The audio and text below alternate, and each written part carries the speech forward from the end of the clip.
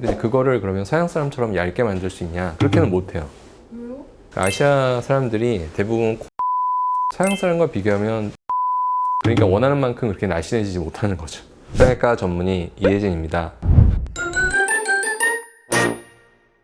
일단 전체적인 형태가 둥근 거죠. 이렇게 콧망울이 샤프하지 않고 콧망울과 콧볼로 연결되는 부분이 이렇게 둥근 형태를 갖고 있으면 정면에서 봤을 때 폭이 넓게 느껴지잖아요. 그러면 사람들이 볼 때 되게 코가 펑퍼짐하다, 뚱뚱하다, 뭐 넓다, 복코 같다, 뭐 이렇게 느끼는 거죠. 일단 뚱뚱하다고 느끼는 코는 기본적으로 이제 피부가 두꺼운 거거든요. 그러니까 뭐 높이도 크고 폭도 넓고 뭐 이런 문제도 있지만 그게 큰 문제가 없는데 콧구멍이 되게 이렇게 작으면서 주변 피부가 두꺼울 수 있잖아요. 그런 경우는 사실 수술해도 많이 얄쌍해지기는 힘들어요. 그거를 결국 개선하려면 기본적으로는 피부가 얇아야 되는데 아시아 사람들이 대부분 코의 피부 두께가 서양 사람과 비교하면 두껍거든요. 근데 그거를 그러면 서양 사람처럼 얇게 만들 수 있냐? 그렇게는 못해요. 그러면 조직을 너무 많이 손상을 줘야 되니까.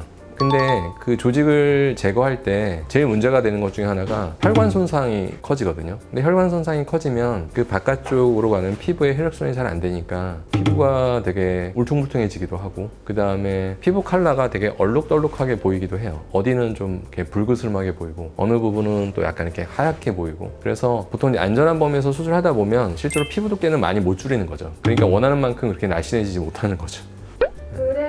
그럼에도 불구하고 조금이라도 뭔가 날씬하게 하기 위한 수술 방법은? 높은데 뚱뚱해 보이는 사람들이 결국은 이제 좀 어려움에 처하는 거거든요. 보통 뚱뚱하다고 하는 건 아무래도 이제 이 아랫부분이죠. 코끝, 콧볼.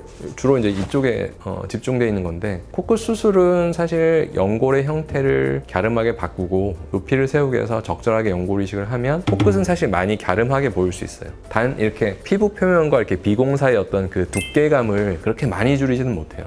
그리고 이제 콧볼이 정면에서 봤을 때 굉장히 폭이 넓다. 그러면 콧볼 피부를 일부 좀 절제해서 봉합을 해주면 폭이 감소가 될 수 있거든요. 그러니까 그런 수술이 이제 굉장히 효과적일 수 있는데, 콧볼이 넓음에도 불구하고 콧구멍이 그렇게 좀 크진 않은 타입이면 그나마 콧볼도 많이 또 못 줄이죠. 그래서 사실 의사랑 사실 상담을 해보면 코가 좀 퍼져 있고 뚱뚱한 사람인데 많이 좋아질 수 있다라는 답변을 들을 수 있는 사람도 있고요. 많이 좋아지기 힘들다라는 답변을 들을 수 있는 환자분도 있어요. 그러니까 그거는 모든 사람이 수술했을 때 다 동일한 결과물이 나오는 게 아니라 개선의 정도가 차이가 날 수밖에 없는 거죠. 환자가 그 뚱뚱한 코를 개선할 때 원하는 만큼 다 수술이 되지는 않거든요. 그래서 사실 수술 결과물도 갸름해지는 게 분명히 한계를 가져요. 그래서 모든 경우에 수술하면 아주 날씬하고 얄쌍한 코가 될 수 있냐? 절대 그렇지 않고, 예외적으로 굉장히 두꺼운 피부를 갖고 있는 분들은 수술을 해도 개선되는 정도가 작다라는 걸 어느 정도는 알고 수술을 하셔야 돼요.